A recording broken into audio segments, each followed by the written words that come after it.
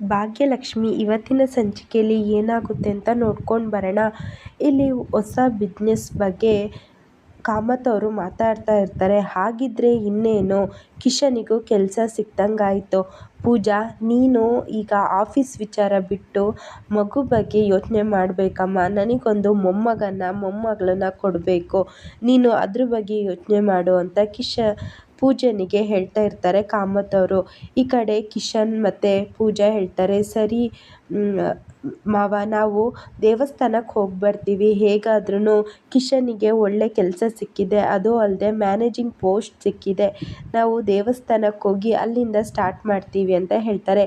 ಸರಿ ಅಂತ ಈ ಕಡೆ ಕಿಶನ್ ಮತ್ತು ಪೂಜಾ ದೇವಸ್ಥಾನಕ್ಕೆ ಹೋಗ್ತಾರೆ. ಭಾಗ್ಯ ಕಾಮತ್ ಅವ್ರ ಹತ್ರ, ಮಾವ, ನಾನು ಕನ್ನಿಕನ್ ವಿಚಾರ ಮಾತಾಡಬೇಕು ಅಂತ ಹೇಳ್ತಾಳೆ. ಹೌದಾ, ನಾನು ಮಾತಾಡಬೇಕಿತ್ತು ಕಣಮ್ಮ.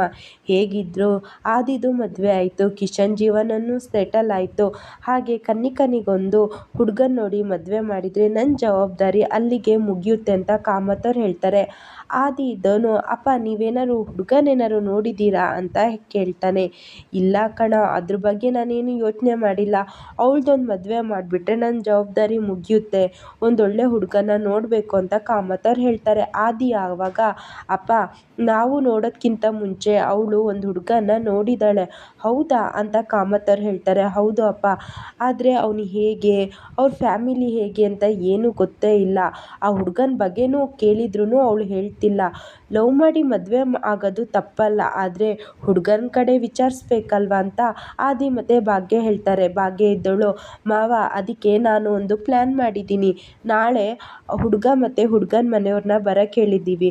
ಅವರು ಒಳ್ಳೆಯವರ ಕೆಟ್ಟವರ ಅಂತ ನಾಳೆ ಗೊತ್ತಾಗುತ್ತೆ ಅಂತ ಆ ಪ್ಲ್ಯಾನ್ ಬಗ್ಗೆ ವಿವರಣೆ ಮಾಡ್ತಾಳೆ ಭಾಗ್ಯ.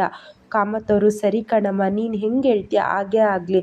ಸರಿ, ಹಾಗಾದರೆ ಅವಳು ಬೇರೆ ಹಠಮಾರಿ, ನಮ್ಮ ಕನ್ನಿಕಾ ನೋಡಿ ಜೋಪಾನವಾಗಿ ಹೇಗೋ ಒಳ್ಳೆ ಕಡೆ ಅವಳು ಹೋದರೆ ಸಾಕು ಅಂತ ಈ ಕಡೆ ಕಾಮತ್ ಅವರು ಹೊರಟೋಗ್ತಾರೆ. ಆದಿಯವರು ಅಷ್ಟೇ ಆಫೀಸಿಗೆ ಹೋಗ್ತಾನೆ. ಇಲ್ಲಿ ಡಿಸೈನ್ ಮಾಡ್ತಾ ಇರ್ತಾಳೆ ಭಾಗ್ಯ. ಅಡುಗೆಯನ್ನು ಕೇಳ್ತಾರೆ, ಏನು ಅಡುಗೆ ಮಾಡಲಿ ಅಮ್ಮ, ಅನ್ನಕ್ಕೆ ಎಷ್ಟು ಅಕ್ಕಿ ಹಾಕಲಿ ಅಂತ ಕೇಳಿದಾಗ, ಏನು ಸ್ವಾಮಿ ಅಣ್ಣ, ಇಷ್ಟು ವರ್ಷ ಆಯಿತು ನೀವು ಈ ಮನೆ ಅಡುಗೆ ಎಲ್ಲ ಎಲ್ಲರಿಗೂ ಅಡುಗೆ ಮಾಡಿ ನನ್ನೇ ಕೇಳ್ತೀರಲ್ಲ.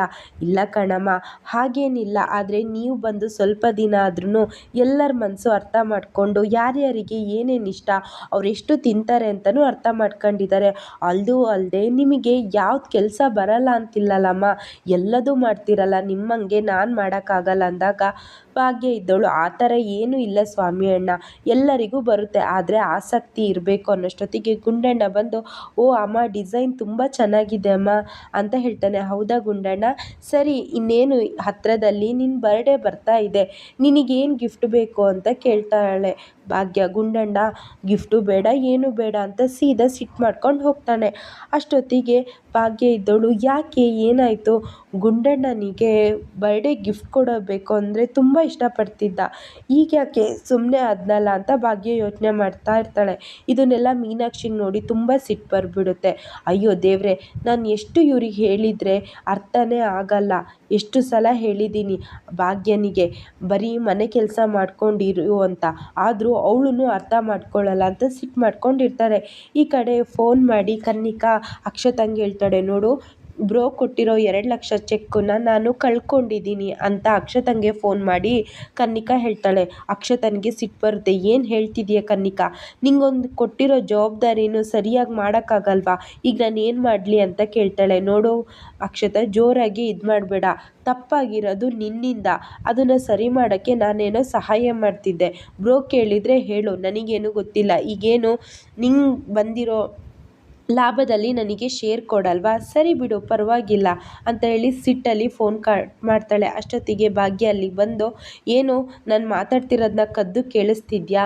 ನಾನು ಯಾರ ಹತ್ರ ಮಾತಾಡ್ತಿದ್ದೆ, ಏನು ಮಾತಾಡ್ತಿದ್ದೆ, ಅದೇ ನಿನಗೆ ಕೆಲಸನ ಅಂತ ಕನ್ನಿಕಾ ಭಾಗ್ಯಂಗೆ ಹೇಳ್ತಾಳೆ. ಭಾಗ್ಯ ಇದ್ದವಳು, ಯಾಕೆ ಕನ್ನಿಕಾ ಎಲ್ಲದಕ್ಕೂ ತಪ್ಪು ತಿಳ್ಕೊಳ್ತೀಯಾ? ಆ ಥರ ಏನಿಲ್ಲ, ನಿಂದು ಚೆಕ್ಕೇನ ಬಿದ್ದಿತ್ತು ಅನಿಸುತ್ತೆ, ಅದರಲ್ಲಿ ನಿನ್ನ ಹೆಸರಿತ್ತು, ತಗೋ ಅಂತ ಕೊಟ್ಟೋಗ್ತಾಳೆ. ಅದು ಕನ್ನಿಕಾ, ನಾಳೆ ನಿನ್ನ ಹುಡುಗ ಮತ್ತು ಹುಡುಗನ ಮನೆಯವ್ರನ್ನ ಬರಕ್ಕೆ ಹೇಳು ಅಂತ ಹೇಳ್ತಾರೆ. ಈ ಕಡೆ ಕನ್ನಿಕಂಗೆ ಸಿಟ್ಟು ಬರುತ್ತೆ. ಯಾಕೆ, ಯಾರು ಹೇಳಿದೆ, ನಿನ್ನ ಕೆಲಸ ನೀನು ನೋಡ್ಕೊ, ನನ್ನ ಬಗ್ಗೆ ನೀನು ತಲೆ ಕೆಡಿಸ್ಕೋಬೇಡ ಅಂತ ಕನ್ನಿಕಾ ಸಿಟ್ಟಲ್ಲಿ ಹೇಳಿದಾಗ, ನೋಡು ಇದು ನಾನು ಹೇಳ್ತಿಲ್ಲ, ಮಾವನೇ ಹೇಳ್ತಾ ಇರೋದು ಅಂದಾಗ, ಏನು ಮಾತಾಡ್ತಿದ್ಯಾ, ಆದರೆ ಅಪ್ಪನಿಗೆ ಎಲ್ಲ ವಿಚಾರ ಹೇಳಿಬಿಟ್ರೆ ನಾನು ನಿನಗೆ ಮೊದಲೇ ಹೇಳಿದ್ದೆ ತಾನೇ ನನ್ನ ಲೈಫ್ ಬಗ್ಗೆ ನೀನು ಯೋಚನೆ ಮಾಡೋದು ಬೇಡ ಅಂತ, ಆದರೂ ಯಾಕೆ ಹೇಳಿದೆ ಅಂತ ಭಾಗ್ಯಂಗೆ ಬೈತಿರ್ತಾಳೆ ಕನ್ನಿಕಾ.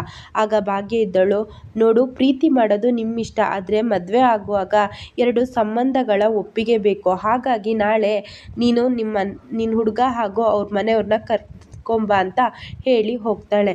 ಆದರೆ ಕನ್ನಿಕನು ಸಿಟ್ಟು ಮಾಡ್ಕೊಂಡು ಅಲ್ಲಿಗೆ ಹೋಗ್ತಾಳೆ. ಈ ಕಡೆ ಆದಿ ಬೇಗ ಬರ್ತಾನೆ.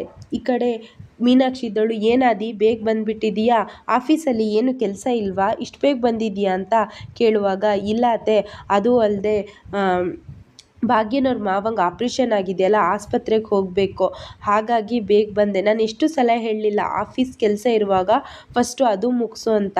ಇಲ್ಲ ಅತ್ತೆ, ನಾನು ಅದೆಲ್ಲ ಮುಗಿಸೇ ಬಂದಿದ್ದು, ಆ ಕೆಲಸ ಇದ್ದಿದ್ದರೂ ನಾನು ಬೇಗನೆ ಬರ್ತಿದ್ದೆ, ಯಾಕಂದರೆ ಮಾವನ ನೋಡಬೇಕು, ಹಾಗಾಗಿ ಅಂತ ಆದಿ ಹೇಳೋಷ್ಟೊತ್ತಿಗೆ ಭಾಗ್ಯ ಬರ್ತಾಳೆ. ಆದಿಯವರೇ ಬೇಗ ಬಂದ, ನಂದು ಸ್ವಲ್ಪ ಡಿಸೈನ್ಗಳನ್ನ ಕೊರಿಯರ್ ಮಾಡಬೇಕು, ನೋಡಿ ಇವೆರಡು ಡಿಸೈನ್ ಹೇಗಿದೆ ಅಂದಾಗ, ಆದಿ ಇದ್ದವನು ತುಂಬ ಚೆನ್ನಾಗಿದೆ ಭಾಗ್ಯವರೇ, ಅತ್ತೆ ನೋಡಿ ಎಷ್ಟು ಚೆನ್ನಾಗಿ ಮಾಡಿದ್ದಾಳೆ ಅಂದಾಗ ಮೀನಾಕ್ಷಿ ನೋಡೋದೇ ಇಲ್ಲ.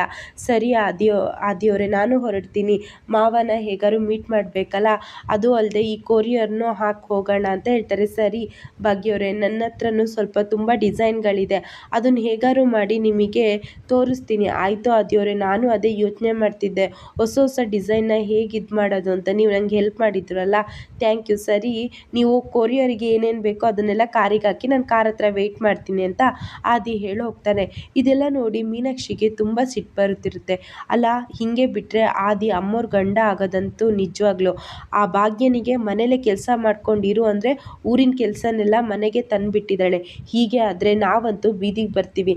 ಇನ್ನು ಅಣ್ಣನಿಗೆ ಹೇಳಿದರೆ ಅಣ್ಣ ಅಂತೂ ಹೇಳೋದ್ಕಿಂತ ಮುಂಚೆನೇ ಸೊಸೆ ಪರ ವಾದ ಮಾಡ್ತಾನೆ ಅಂತ ಮೀನಾಕ್ಷಿ ಮಾತಾಡ್ತಾ ಇರ್ತಾಳೆ.